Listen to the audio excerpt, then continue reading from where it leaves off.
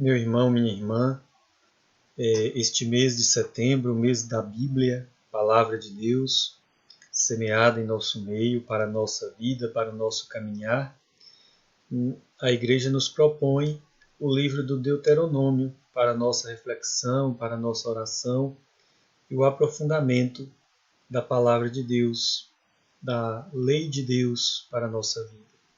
Hoje eu gostaria de refletir um pouco com você sobre este livro tão importante para a nossa vida de fé, para a nossa oração, para este mês que a Igreja nos propõe, que é o livro do Deuteronômio.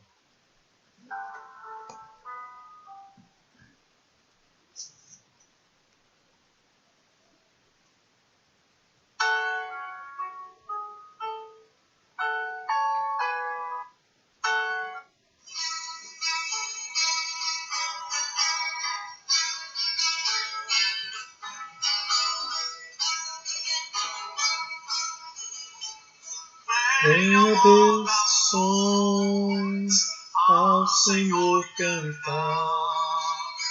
Venham, ó nações, ao Senhor cantar. Ao Deus do universo, venham festejar. Venham festejar. Seu amor por nós, firme para sempre.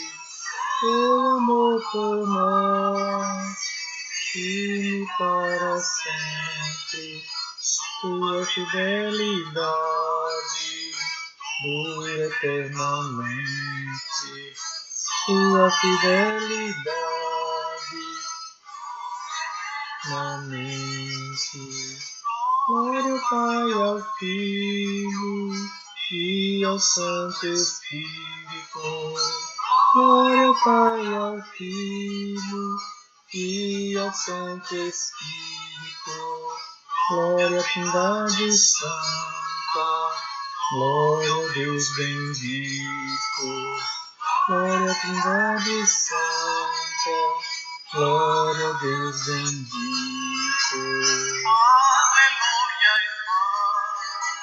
Aleluia, irmãos. Aleluia, irmãos. Aleluia, irmãos. Os sacerdotes, a Deus louvação. Povo de sacerdotes, a Deus louvação.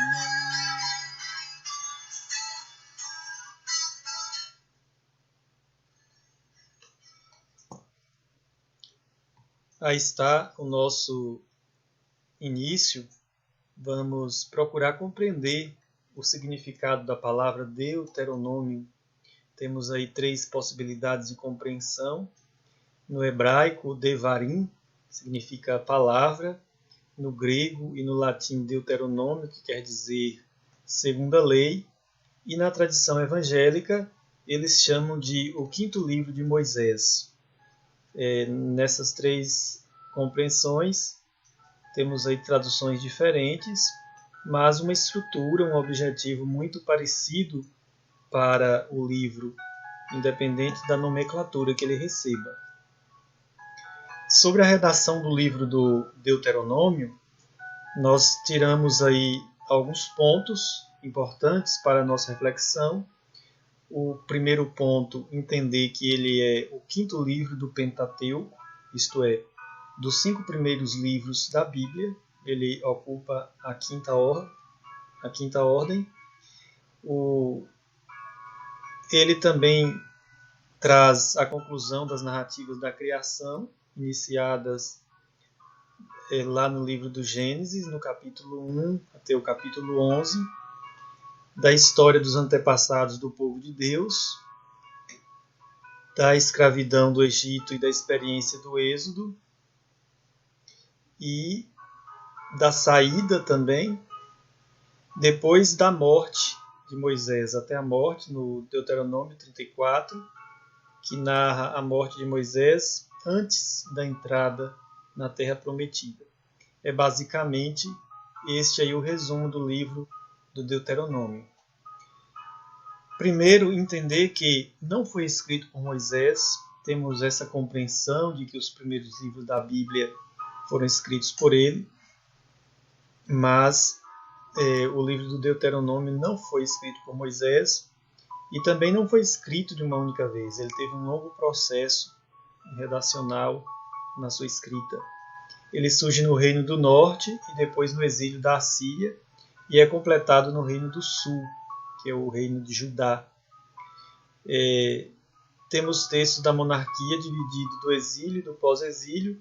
É assumido posteriormente pela chamada Escola Deuteronomista, quando surge a chamada Obras Deuteronomistas, sobre a data da escrita do livro aí de Deuteronômio.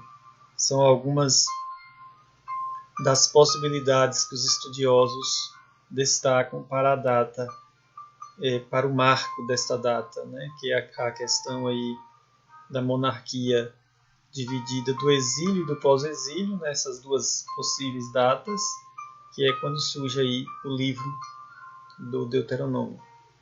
O Deuteronômio descreve vários discursos que não são pronunciados por Moisés. Aliás, vários discursos que são pronunciados por Moisés num único dia, e nesse mesmo dia ele morre. É o 40º ano e o 11º mês, os últimos acontecimentos antes de entrar na terra. Depois o povo passará um mês chorando a morte de Moisés. É meio intrigante isso, né? Como se Moisés tivesse dito tudo em um único dia e no mesmo dia que ele disse, ele tenha morrido. Depois nós temos a entrada na terra. Moisés morre porque é o único que passou pela escravidão do Egito e por isso ele não pode entrar na terra, né, para construir a sociedade, mas deve passar todo o conteúdo para as novas gerações que irão assumir a liderança. Entendendo aí que Moisés ele estava lá no Egito, ele passou pela escravidão e ele libertou o povo, mas depois, quando foi a vez dele de entrar na terra, ele não entrou, ele ficou de fora. Aí tem um desígnio, uma interpretação de Deus que às vezes nós não conseguimos compreender. Por que Moisés não entrou na terra prometida, mesmo sendo ele o líder? Na compreensão que nós temos aí, ele não entrou porque outra pessoa deveria fazer isso, assumir essa liderança nesse novo modelo de sociedade que iria iniciar com a terra prometida. O primeiro discurso, olhar para o passado do povo de Deus no deserto, depois da saída do Egito, vai desde a partida do Monte Horebe, com a liderança de Moisés, até a chegada em Bet-peor, já bem perto da terra prometida. Segue-se uma exortação que apresenta possibilidades oferecidas ao povo ao tomar posse da terra e os perigos que surgirão, e a liderança de Moisés.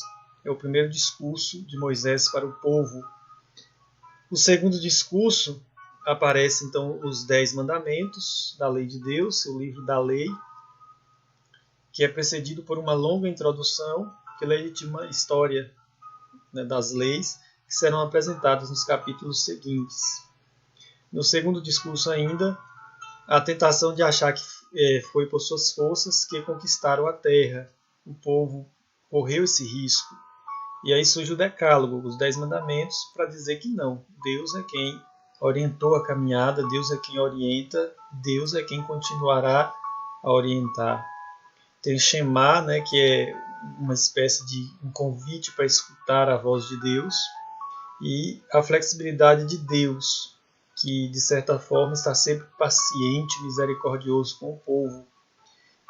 É descrita a celebração da aliança e são elencadas as bênçãos e as maldições para aqueles que observam ou não a lei.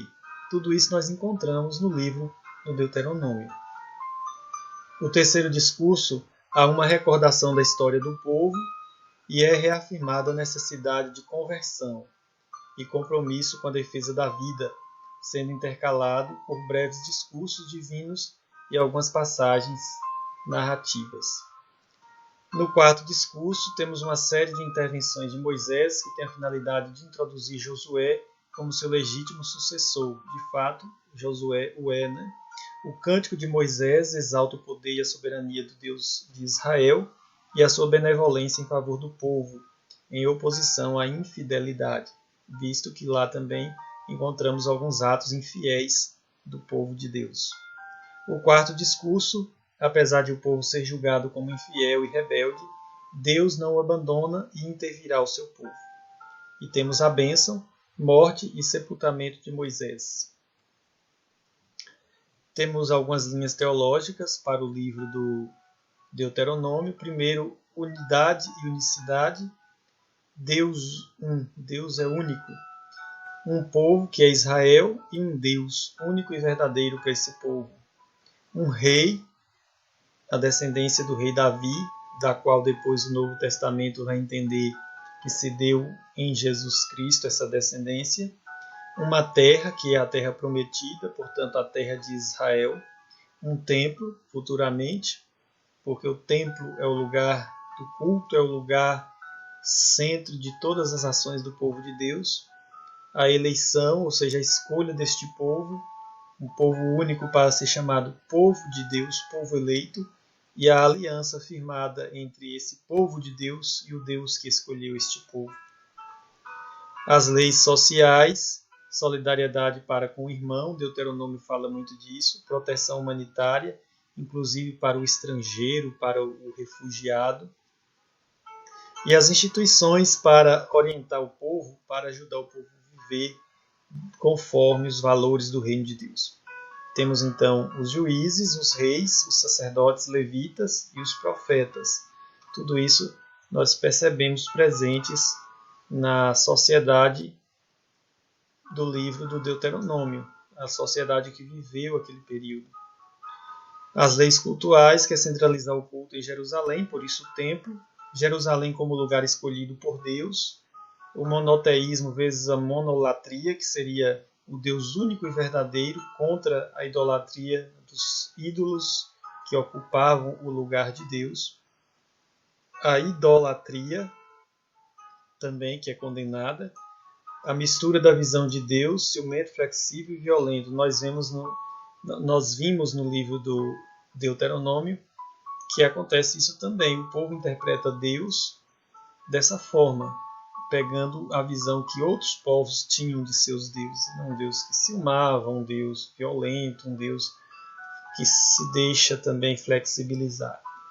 E a força da tradição e da transmissão, visto que os escritos bíblicos primeiro foram vividos e depois transmitidos, e só algum tempo depois alguém registrou isso por escrito. A missão de Josué, que é o líder depois de Moisés, ele tem a missão de fazer o povo confiar na ação de Deus. É importante confiar nesta ação.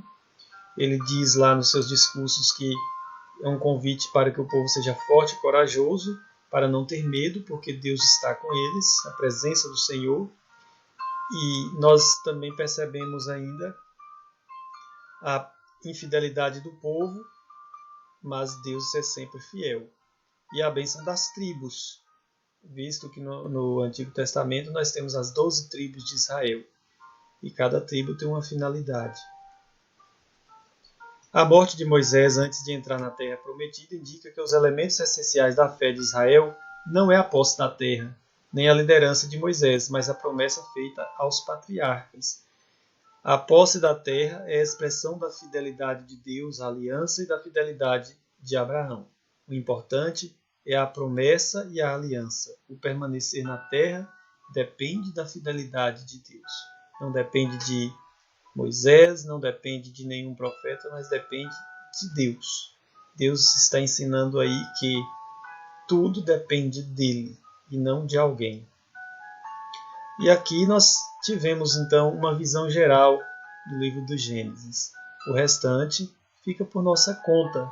Abrir este livro na Bíblia, fazer a leitura de cada parte,